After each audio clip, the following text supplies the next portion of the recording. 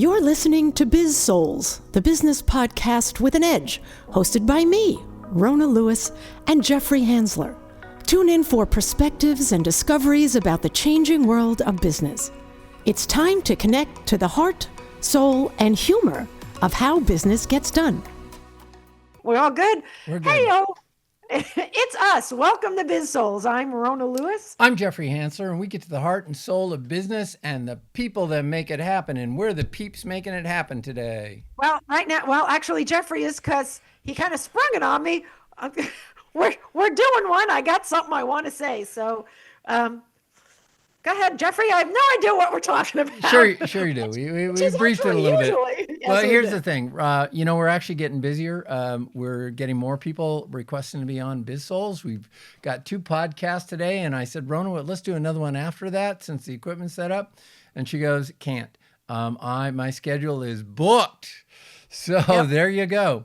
So we're doing it now. So we just have to make sure that Jeffrey doesn't put too many details in his stories. We're going to keep it quick. We've got this time down. We're going to keep this under right around 10 minutes, maybe something like that. Okay. So all what right. do we say?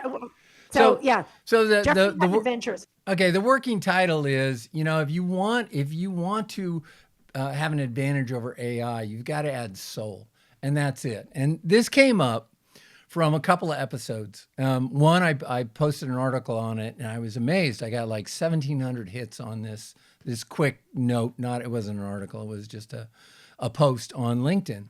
And it was about Delta Airlines. And Delta Airlines has done a lot of work to make sure their technology and their apps are working to a high degree. So they were canceling flights. Part of it was weather. They didn't tell us about that. And part of it was just they were too tight on their resources. So I was supposed to fly out Friday night, and they canceled the flight, and then it automatically booked me to another flight. And I got there, and the door was shut, and they wouldn't open it. And then, so they booked me on the next morning flight, and they canceled that one. And the next one they delayed till later in the afternoon. Finally, on the third flight, it took off late. They got me on it. And my complaint was there wasn't a lot of communication either with the gate or with me on what exactly was going on. So it would kept moving you, and you lose trust in it.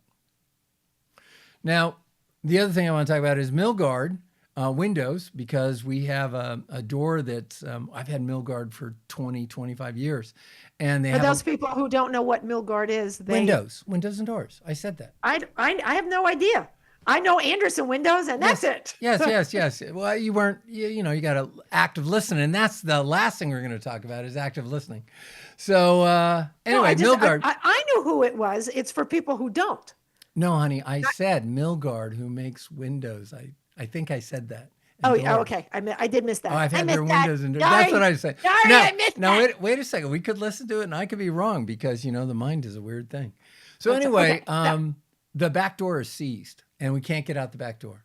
And to their credit, man, they come out, and I think they're having to open up an entirely new factory just to make the part to be able to do it for your door. So I've been walking around, and it works. And the thing is the lifetime guarantee is something, except you've got to back it up with human. And first they were AI was trying to put me through service and stuff, and said, where are the numbers on it? Well, the numbers have all faded on all the windows from before and the doors. So there are no numbers on it. And then they're going, well, they must not be in Milgard. So again, from a customer service business standpoint, if you have great services, you do a great product, you've got to have the people that can bring their soul into the work and understand it from the customer's perspectives. It was a little frustrating at first. They did get through to it. Briggs Riley, the same thing. My Toomey crashed after 15 years, and it didn't work. And I took the Toomey out. First time I had it out, it fell over and the handle bent. And so I said, they lifetime guarantee. They said, okay, you could take it to a repair center or you can ship it to us and you've got to pay for that. And I said, wait a second. This is the first time I've used your product. You keep sending me things, how great your product is in the service.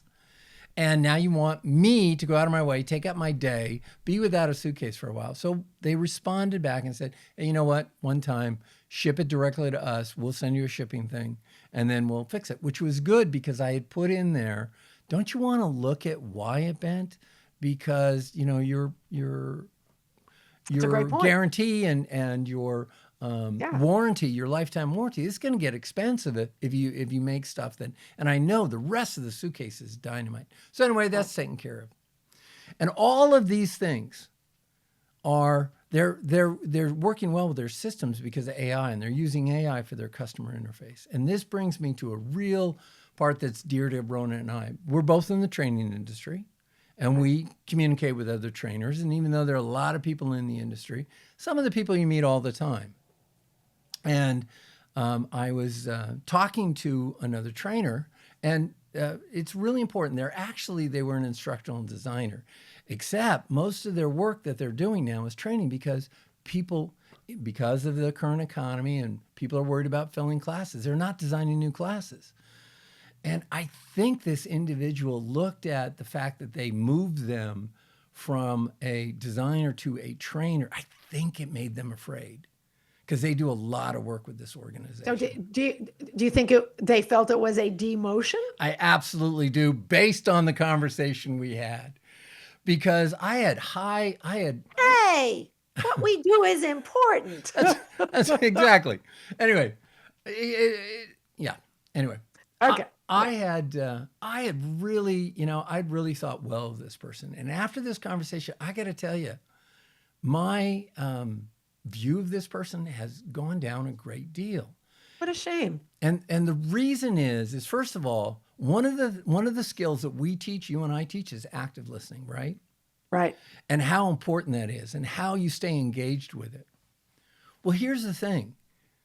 AI is getting better, and AI can now actively listen, and it actually actively listens. Here's the thing, though.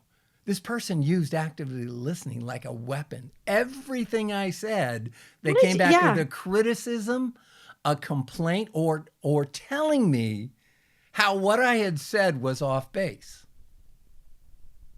Well, the good thing is they listened.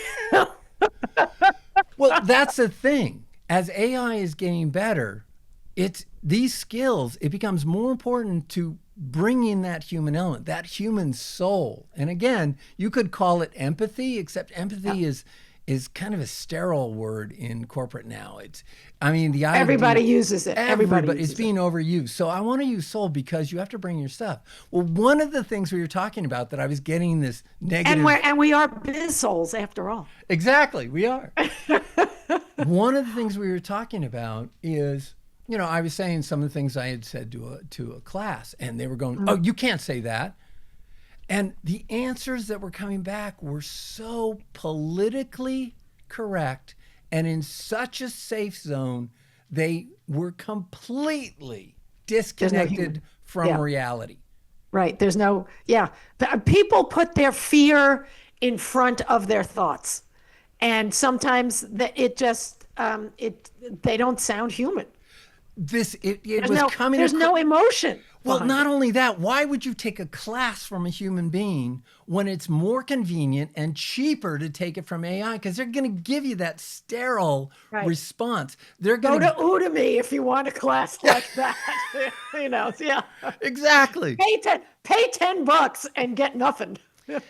And then as the conversation was going on, and, I was listening and I wasn't pushing back too much because it wasn't going to get anywhere. And that's one of the things that I use for emotional intelligence. And I was thinking, boy, this is different because 20 years ago, I would have just gone at it with this person because I disagreed you're old with and them. You're tired. You don't feel like arguing.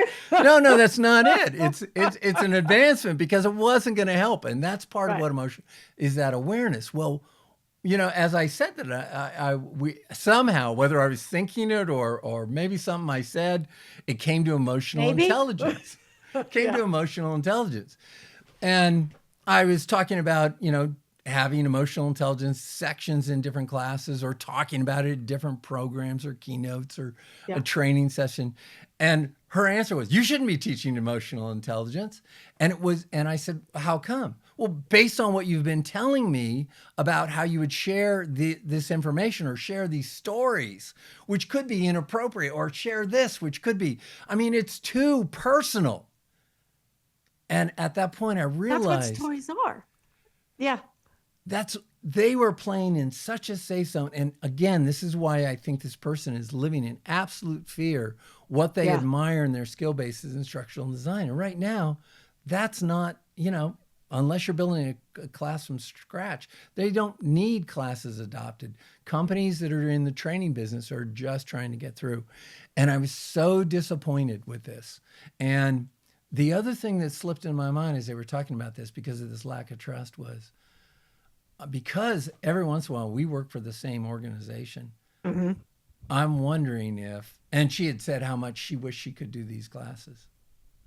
I was wondering, I'm thinking that she's afraid and she's looking for ways to justify going after other classes that people do or other programs that people do. It also could be your paranoia. So there's no telling.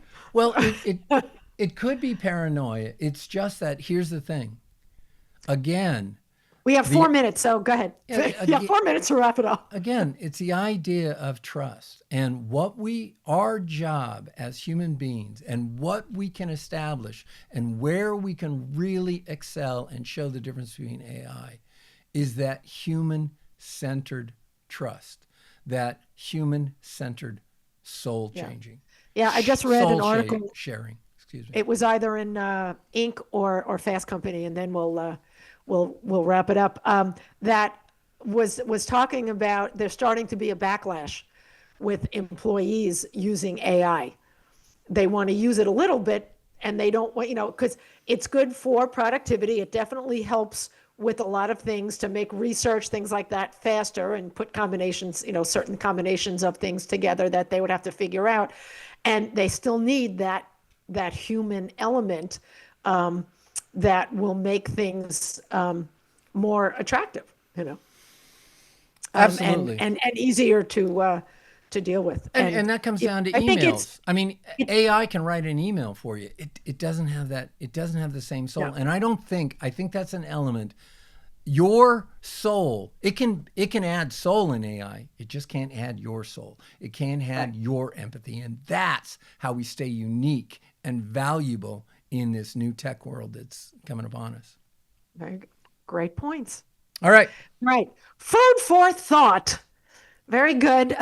You seem to have gone through a lot in a few days. So I'm glad that we were able to chat about this. If you have opinions, if you have stories about it, put it in the comment box. Let us know. And while you're there, subscribe. We need the numbers.